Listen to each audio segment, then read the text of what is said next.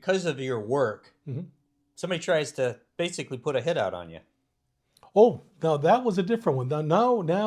Now we've already established. I Yeah, mean, we're yeah. moving over there, but we're not only in Tijuana, we're in Cuernavaca, we're all over Mexico. Right. Because we're establishing relationships all over Mexico. And that's one thing about working Mexico liaison. Let's say, for example, I'll use Puebla.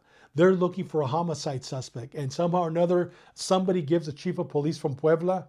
They'll say, call David Contreras. You're looking for him in LA. He can help you.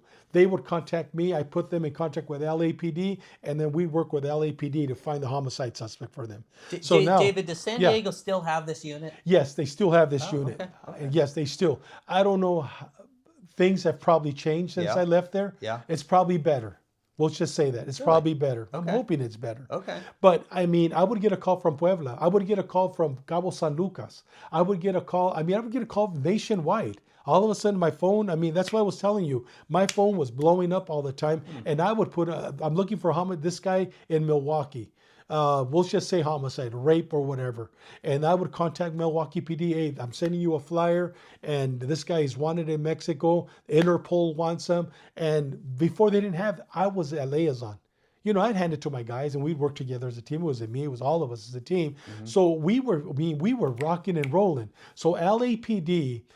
This is back, I believe, in 1990. I'll send you the pictures. I'm not going to quote everything correctly. It's all by memory.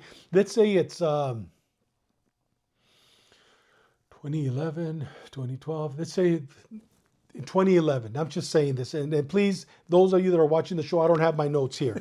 Sometime between 2009 and 2013, a deputy, I don't have his name here, but is working LA County Jail. And I'll send you the picture, so when we're talking, you go ahead and post them up. Okay. He's working LA County Jail. It's 5 o'clock in the morning. He's getting ready to load his truck up with his gear bag. He's living at his parents' house. In 2 weeks, it's in Cypress Park, which is the Avenue's gang area. His parents live there. He was Filipino, I believe. And in 2 weeks, he's moving. He already has his condo. His family's moving. He has a couple of kids, I believe. He's loading up his gear bag. I'll tell you the essence of it. As he's loading him up, avenues go by. They see him. They get out of the car. They shoot him in the back of the head. They execute him. They murder him. They get back in the car. They take off. He was a deputy sheriff going to jail. He was working at the county jail as a correctional officer. A year, 2 years go by. They capture the majority of the suspects, but there's one or two, but there's one in Mexico that is LAPD's looking for him. LAPD at the time, their homicide team was working with the U.S. Marshals. U.S. Marshals at the time were working with the Federales. They have a special federal team in Mexico that goes and grabs these guys. During this time, LAPD's working. They have an informant that is based out of, I'm not going to mention, so if they're watching it in prison, based somewhere, a relative of his. And the relative says, I know where he's at. I saw his picture on Facebook. I know exactly where he's at. LAPD gets it, information. They send it to the U.S. Marshals in Mexico. And LAPD can verify this. I'm not putting the U.S. Marshals down. Those guys are gunslingers, are great guys. But there's certain occasions where their hands are tied. They send them the information where, and it was during the time where in Michoacan, they had La Familia Michoacana, they had Los Templarios, different cartels were warring against each other. They call it Tierra Caliente, which means hot territory. The area where he was at was in Michoacan, the state of Michoacan, but in a ranch.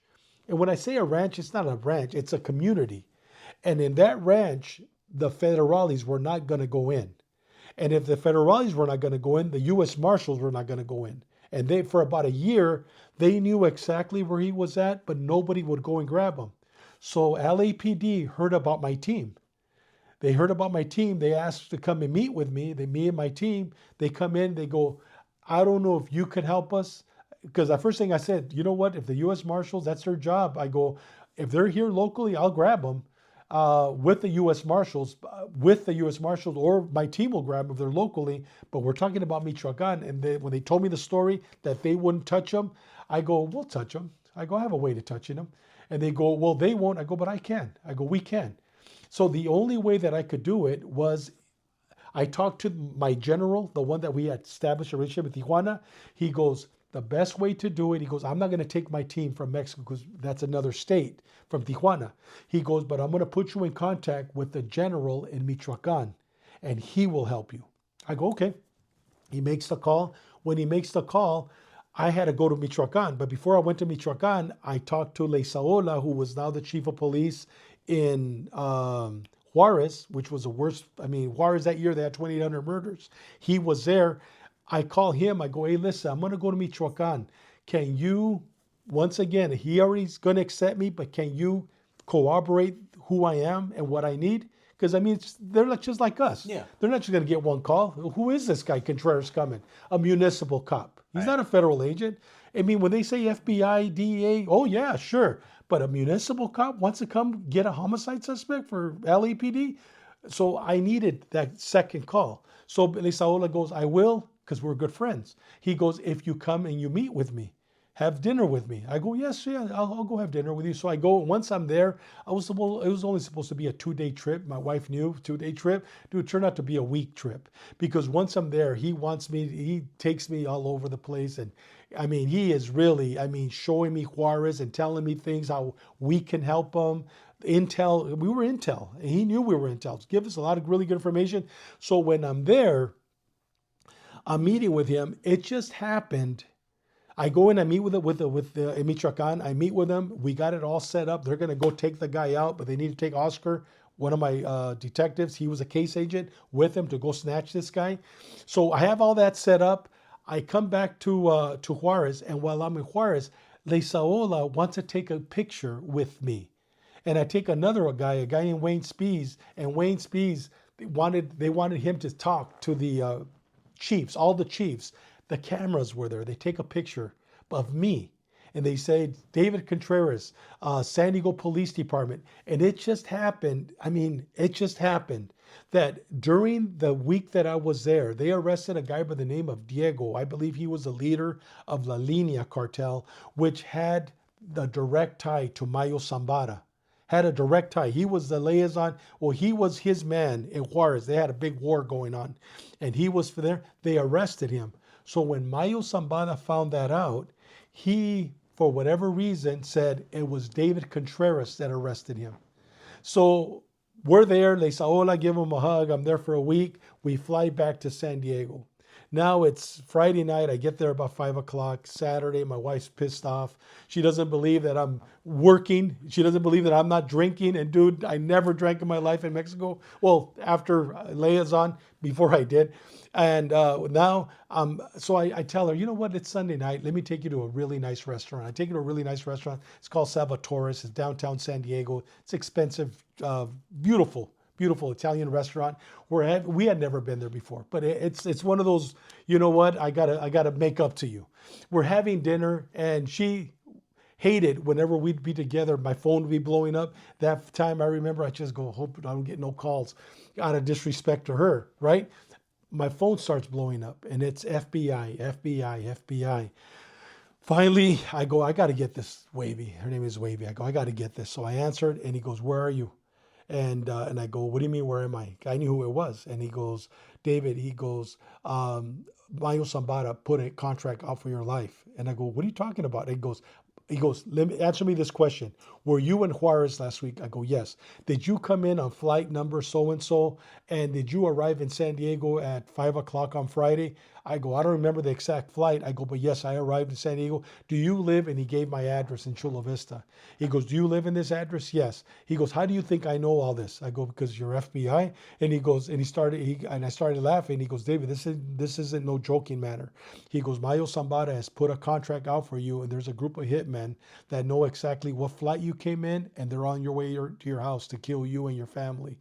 And I go, come on, dude, you're fucking kidding me. I wanted to laugh. You know what I mean? Really? And I go, his name was Vic. I go, really, Vic? And he goes, I'm telling you, David. He goes, hang up. And I go, dude, you're messing. I hang up. Within a second, my lieutenant, Andy Mills, calls me. And he goes, where are you? I go, dude, I just got a call. And he goes, it's real, David. He goes, we're going to send our GST, which are gang suppression team, 20 cars over to pick you up. I go, no. I go, listen, let me get in my car. Let me drive to headquarters. He goes, David, you're taking a risk. I got a gun on me, Andy. Don't worry about it. I go, and I'll drive to headquarters, which is a couple of blocks away. I get to headquarters, the helicopter's up, bunch of units are there, and they're taking me. They're taking me to a hideaway. And me and my wife, and I go, guys, this is all the clothes I got. I got to go to my house in Chula Vista. He goes, well, before we go, we got to set a perimeter around your house. And they did. The helicopter, everything was up. I get to my house. We get our clothes real quick, jump in the car. They take me to the Hyatt up on the second, to the highest story of the Hyatt. They reserved 4 rooms, put me in the middle, and I was there for 5 days until they got it cleared up. How'd they get it cleared up? You know what? It was actually DEA that got it cleared up. I believe it was Juan Martinez that got it cleared up. Wow. And basically, once it was cleared, then business back to normal again. What do you think they did? Yeah. Do you think they somehow contacted somebody within the cartel and went, hey, man, this guy doesn't have anything to do with what you think he did? You know what? I'm not going to speculate, but I think somebody got a phone call, says if anything happens to, they couldn't say hair because I'm bald, if a hair goes missing, but they probably said if anything happens to this guy is not DEA. When do you hear DEA? You don't hear them going after DEA. He goes, if anything happens to him, you and your family or something's going to happen to you. Because you know what? Once it was taken off, I lasted. My lieutenant will let me go to Mexico for a week. After a week, I was back to normal again. I was back to rocking and rolling again.